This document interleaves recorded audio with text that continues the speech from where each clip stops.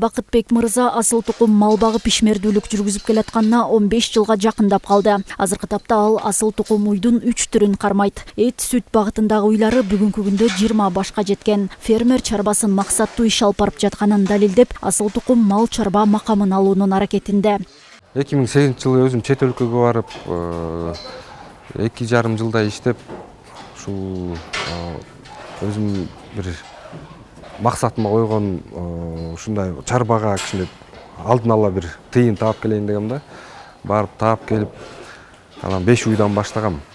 Жана 309 положение менен статус алайын десем, ушул статуска илинбей калып атам. Анткени меники 20дай эле уй болуп атат. Пародист дейденчи, өзүмдү колап келаткан. Анан 30 болушуңар керек дейт. Анан 30 болуш үчүн дагы 3-4 жыл кетсе, мен кайсы эмелер менен аларды багып ушундай деңгээлге жете алам да. То есть өскөнгө оор болуп калат. То есть Килтеген жана колхоздон калган кооператив бүт техникасы, жери, ресурсу бар да. Анан ошолорго эле бере беришет ресурсту. Сандан сапатка өтүүнү колго алган ишкер мал кармап, ошол эле учурда аны тоют менен камсыздай турган атайын комплекс курган. Мындай ыкма малдын эттенүүсүн тездетип, сүттүн көлөмүн арттырууга өбөлгө түзөт. Ошону менен бирге кунарсыз жайыттын алдын алат.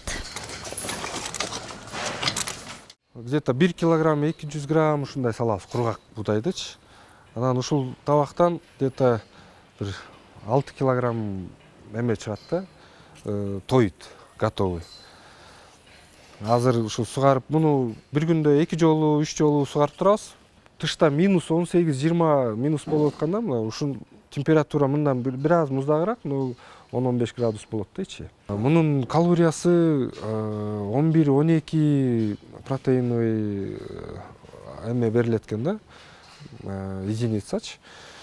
Ушул жагы менен аябай уйга жагымдуу экен, тоюмдуу болот экен. Мында көп витамин, аябай көп витамин сакталат.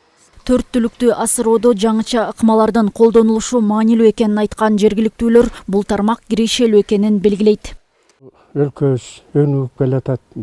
Ошого жараша мына мал чарбачылык, мен өзүм дагы мал докторумун.